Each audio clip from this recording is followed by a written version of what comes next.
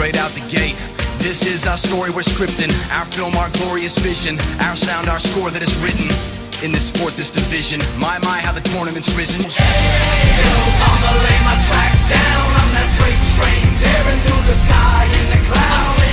Sky high, yeah. Together. Welcome to the time of my life. Sky high, yeah.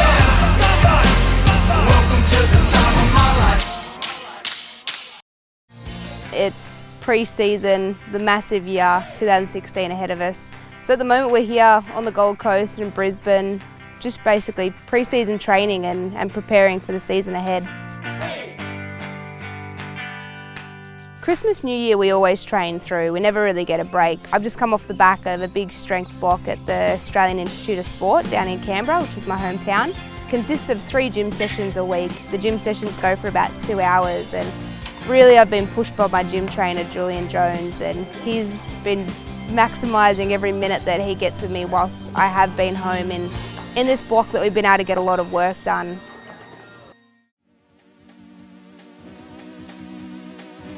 The Sleeman Supercross track is the only track that we currently have in Australia that's the full UCI BMX Supercross standard.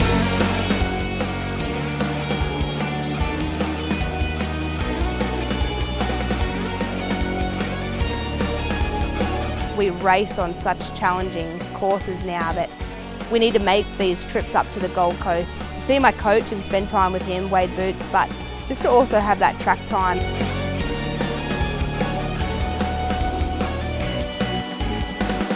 We're here today at the Brisbane Supercross track, working on a couple of things. We need to adjust with Caroline. We're going to do a lot of stuff on the gate start today and refocus on some of the things we've seen in the past, but just confirm in her own mind is what she can do and do it the best way she can.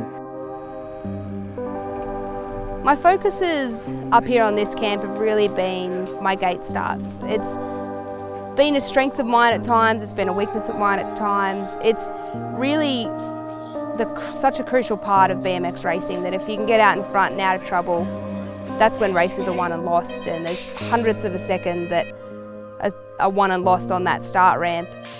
Today we're looking on the gate start with Caroline, really trying to get to the kink as quick as we can and also to the bottom of the ramp. So a lot of time for me is put into my gate starts and making sure that they're 100% perfect. They've got the cameras on either side, they've got the cameras behind me, they're constantly analysing sort of my times and what I'm doing and helping me break it down. I've been working with a skill acquisition coach through the Australian Institute of Sport as well to really break down the skill within the skill. The ability to be able to break down every single little movement is how you're able to fix it. We'll work on one thing, assess it, view it, look at the time, work on the next, and by the end of a session, pulling it all together and then delivering those PB gate times.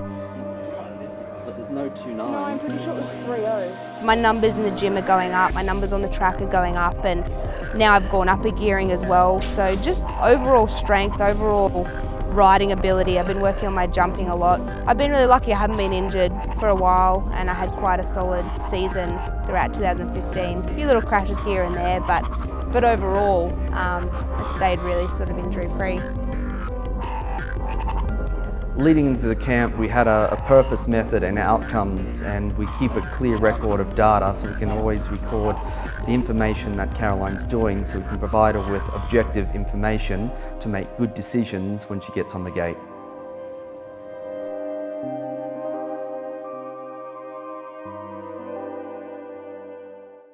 Wade's just getting us to write down our final goals that we want to achieve, and we don't have a lot of time till Rio, so making sure that what needs to get done is getting done. With Wade and Eric, who's our sports scientist, they're on us every day, making sure that we're accountable for what we're doing and we're on track.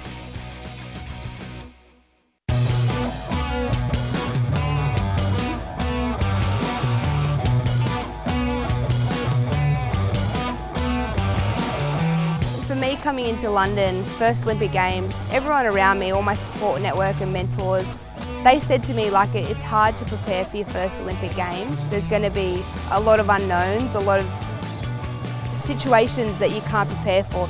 I realised that on the start gate, and David Beckham was looking back at me and the royal family in the crowd. That was so surreal. We don't have that at any other world title event. Every box and goal that I wanted to tick off, I was doing it. It wasn't until I got to that Olympic final, I guess if I was a horse and I had blinkers on, I really felt like it sort of opened up, and I felt this shift that I was really aware of. I've ticked every box, it's this last final thing that I need to do. It was that moment I really realised this is that last step, and I think for me that was one thing that overwhelmed me. From there I really felt that it started to unravel, and at that high level you can't have any little bit of doubt. I've come off a really relaxing, nice Christmas, New Year with my family. My brothers had a new little niece, so for me I like having a lot of that downtime and social life and life balance between the riding and racing we do, and so much travelling. Wade likes to keep that balance as well, from it not just being train, but getting out on the boat, being able to just clear the air and relax. It's very easy to be caught in a bubble of eat, sleep, train.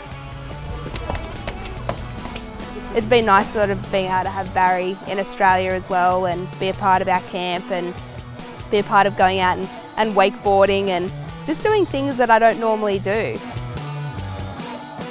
That was the second time I've gone wakeboarding, and for me it's still a challenge, and I love being challenged, whether it's on the bike or in the water. We went rock climbing with one of my friends, Sasha. I thought being fit and being an athlete that it would be quite easy breezy and I'd get up there. Halfway through I really felt the nerves kick in and the fear. In BMX it happens all the time. I like to visualise fear as being something that I can physically see rather than feel. See it as a bit of a warning light, view it in my head, and then I just put it to the side. Just take a moment to be able to realise the signs of it's just natural and those fear responses, and see it as that little stop sign, that warning light, put it to the side and just keep cracking on.